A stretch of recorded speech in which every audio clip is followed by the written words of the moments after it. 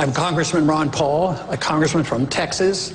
I've been in Congress for 20 years. My goal has always been to promote the cause of liberty and to obey the Constitution. I plan to do that as president as well.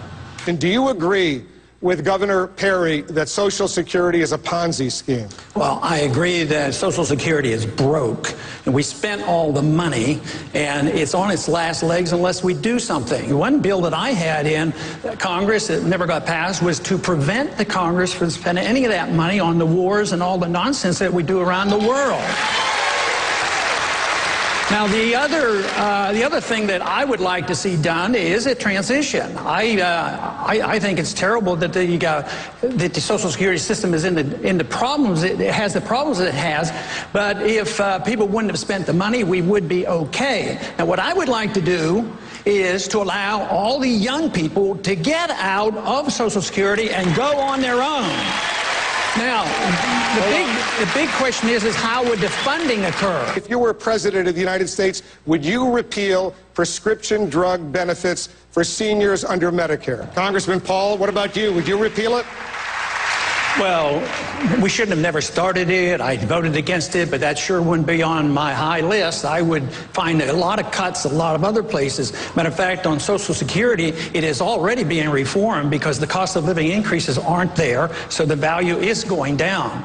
So, no, there's places we should cut, and we spend, and I'm not sure I can get anybody to agree with me on here, on this panel, but we spend $1.5 trillion overseas in wars that we don't need to be in, and we need to cut there and then put this money back into our economy here. And that is the only way to achieve it. Then it still wouldn't be enough in order to get some people out. What we need to do is cut the Department of Education, the Department of Energy, and all these departments and get rid of them. Then we can do it. Congressman Paul, you're from Texas. Does your governor deserve all that credit? Not quite. I'm a taxpayer there. My taxes have gone up. Our taxes have doubled since he's been in office. Our spending has gone up double. Our debt has gone up nearly triple. So, no, and 170,000 of the jobs were government jobs. So I would put a little damper on this, but I don't want to offend the governor because he might raise my taxes or something. But I would like to mention something that was said earlier about a tax cut. And how do you pay for a tax cut? I think that's the wrong principle, because when you give people their money back, it's their money. You don't have to pay for it. That means the government owns all of our money if you look that way. All right. So we have to cut the spending, and a good way to start, there's a little embassy we built over in Baghdad. It cost us $1 billion. It's bigger than the Vatican. That's what's bankrupting this country, and that's the easy place to cut. That's where we should be cutting. Under what circumstances should a president sign an executive order, and how frequently should such an order be signed? Congressman Paul.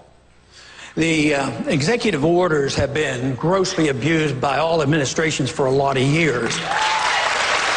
But you can't.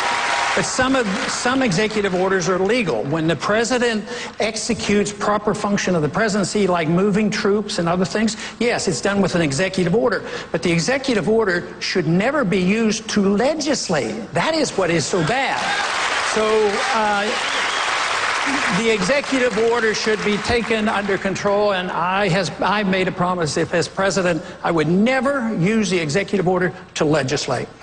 You're a physician, Ron Paul, so you're a doctor. You know something about this subject. Let me ask you this hypothetical question. A healthy 30-year-old young man has a good job, makes a good living, but decides, you know what, I'm not going to spend $200 or $300 a month for health insurance because I'm healthy, I don't need it. But, you know, something terrible happens, all of a sudden he needs it. Who's going to pay for if he goes into a coma, for example? Who pays for that? In a society that you accept welfareism and socialism, he expects the government to take care of it. What do you want? But what he should do is whatever he wants to do and assume responsibility for himself. My advice to him would have a major medical policy, but not before. But he doesn't have that. He doesn't have it, and he needs intensive care for 6 months. Who pays? That's what freedom is all about, taking your own risk. This whole idea that you have to prepare and take care of everybody. But, Congressman, are you saying the society should just let him die? No. I practiced medicine before we had Medicaid in the early 1960s when I got out of medical school. I practiced at Santa Rosa Hospital in San Antonio, and the churches took care of them. We never turned anybody away from the hospital. And we've given up on this whole concept that we might take care of ourselves, assume responsibility for ourselves, our neighbors, our friends, our churches would do it. This whole idea, that's the reason the cost is so high. The cost is so high because it dump it on the government, becomes a bureaucracy, it becomes special interest, it kowtows to the insurance companies and the drug companies. Then on top of that, you have the inflation. The inflation devalues the dollar. We have lack of competition. There's no competition in medicine. Everybody's protected by licensing. We should actually legalize alternative health care, allow people to practice what they want. Congressman Paul. First thing I would like to do is make sure that you understand there's a difference between military spending and defense spending. I'm tired of all the militarism that we're involved in, and we're wasting this money and getting us involved. And I agree, we are still in danger, but most of the danger comes by our lack of wisdom on how we run our foreign policy. So I would say there's a lot of room to cut on the military, but not on the defense. You can slash the military spending. We don't need to be building airplanes that were used in World War II. We're always fighting the last war. But we're under great threat because we occupy so many countries. We're in 130 countries. We have 900 bases around the world. We're going broke. The purpose of Al-Qaeda was to attack us, invite us over there where they can target us. And they have been doing it. They have more attacks against us and the American interest per month than occurred in all the years before 9/11. But we're there, occupying their land. And if we think that we can do that and not have retaliation, we're kidding ourselves. We have to be honest with ourselves.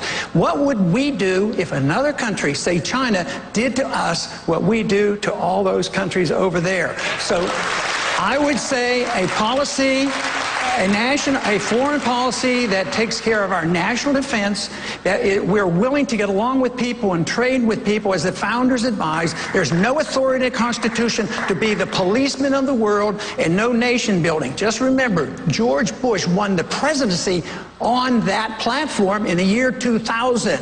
And I still think it's a good platform. All right, let me let Senator Santorum respond because I know you strongly disagree. On your website on 9/11, you had a blog post that basically blamed the United States for 9/11. On your website yesterday, you said that it was our actions that brought about the actions of 9/11. Now, Congressman Paul, that is irresponsible. A president of the United States someone who's running for the president of the United States in the Republican Party should not be parroting what Osama bin Laden said on 9/11. We should have, we are not being attacked, and we were not attacked because of our actions. We were attacked, as Newt talked about, because we have a civilization that is antithetical to the civilization of the jihadists. And they want to kill us because of who we are and what we stand for. And we stand for American exceptionalism. We stand for freedom and opportunity for everybody around the world. And I am not ashamed to do that. 30 seconds, Mr. Paul. As long as this country follows that idea, we're going to be under a lot of danger. This whole idea that the whole Muslim world is responsible for this and they're attacking us because we're free and prosperous, that is just not true. Osama bin Laden and Al-Qaeda have been explicit. They have been explicit, and they wrote and said that we attacked America because you had bases on our Holy Land in Saudi Arabia. You do not give Palestinians a fair treatment, and you have been bombing. I didn't say that. I'm trying to get you to understand what the motive was behind the bombing. At the same time, we had been bombing and killing hundreds of thousands of Iraqis for 10 years. Would you be annoyed? If you're not annoyed, then there's some problem. All right, we're going to stay on this. I want to go down and get your thoughts on something you would bring to the White House if you were the next president of the United States. I'd bring a bushel basket full of common sense.